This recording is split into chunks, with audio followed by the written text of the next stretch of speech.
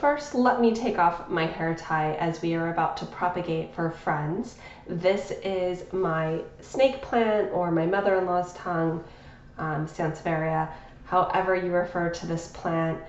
I have a pup that's been growing on it, and I was speaking with a coworker who mentioned that her mom was really, oh gosh, bad plant mom. Look at that dust.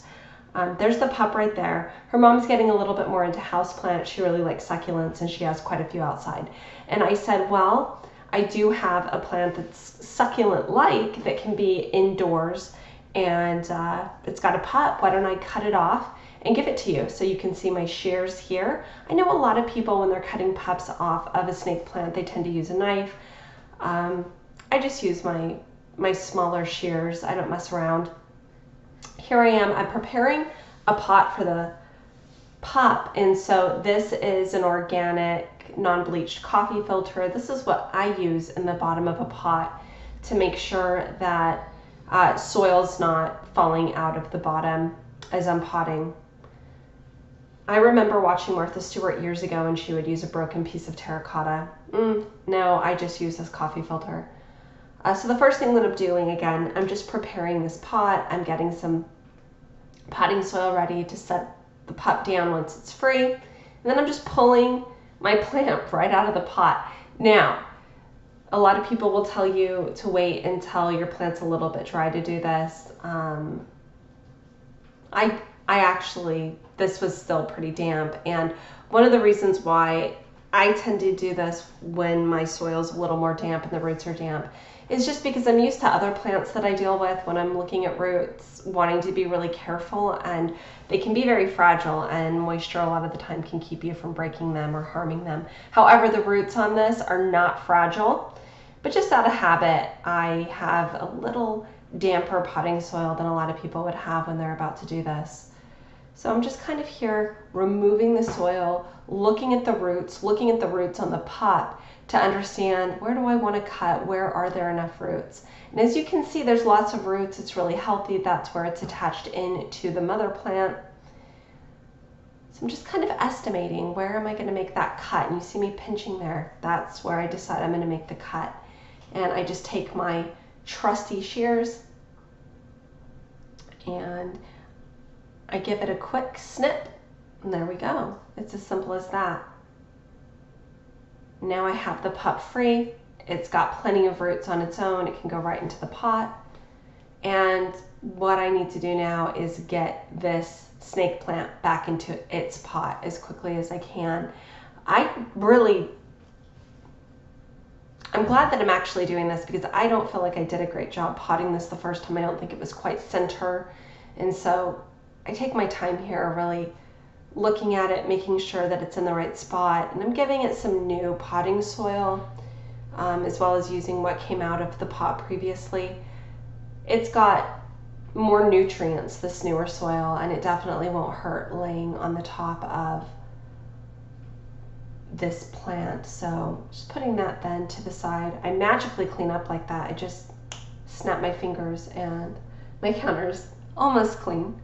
Now it's time to pot up this snake plant. I just added a little extra perlite, something that I tend to do just to make sure I've got good drainage. But I am putting this pup into a terracotta pot, which will help regulate moisture all on its own. And this is a plant that I definitely want to do that with. My challenge here is really, when it comes to pups for myself, is just making sure that I get this at the right height in the pot. And so I measure it, I fiddle with it, I try to see, is this where it's going to sit? Will this work for it?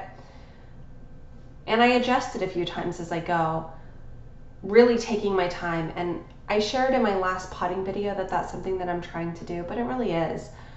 I think sometimes for myself, I can't speak for anyone else, obviously, I feel a little in a hurry when it comes to potting.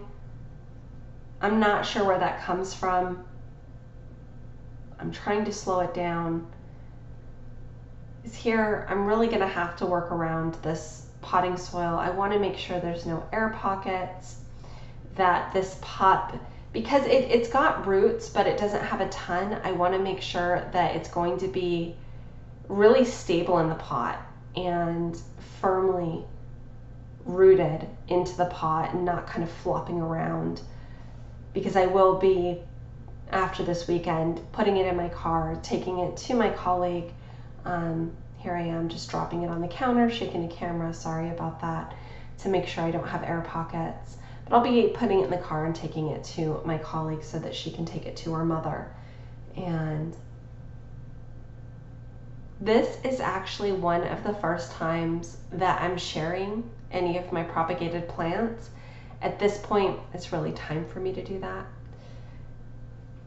Just gave it some water and letting it sit, letting myself see how the soil is setting now around the plant. And again, are there air pockets? Is there anything I need to adjust?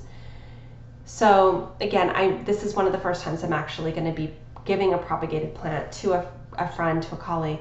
And here's the second plant. Here is my Monstera Deliciosa. This is a mistake. So I was fiddling with my Monstera, cleaning it up, and I snapped this section off on accident, getting rid of an old leaf. Look at how close this came to not being beneath the node. I about had a heart attack when I heard the snap and felt this come off in my hand. I quickly looked to see the nodes. Oh, I saw how close I was to not getting a node, and so I rushed and put it into water.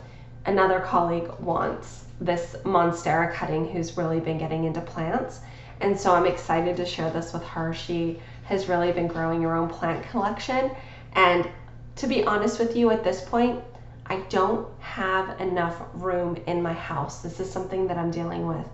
I don't have enough room with the type of lighting that I want to make sure that all of my plants get. And it's difficult because I'm having to really make that decision to, one, stop buying plants, to two, give away plants that I'm either dividing or propagating, and three, thinking about which plants maybe I do want to give to people as I'm looking to grow my collection, because I'm not looking to have more plants. I realize I've never done a plant collection on this channel. I do not have the hundreds of plants that some other of the kind of plant tubers have.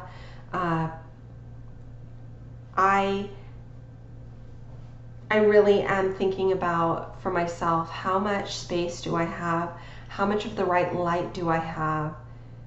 And how do I really want to grow and cultivate my collection moving forward, making sure that all of my plants are well taken care of and getting the attention that they need, and knowing the time that I have to really spend with them and trying not to stretch that too thin. So I'm going to be working on that, and maybe I'll make some videos around that, how I plan to do that, how I plan to kind of cultivate and maybe gift some of my plants moving forward. If you're interested, please subscribe. If you like the video, give it a thumbs up. Until next time, be well and take care.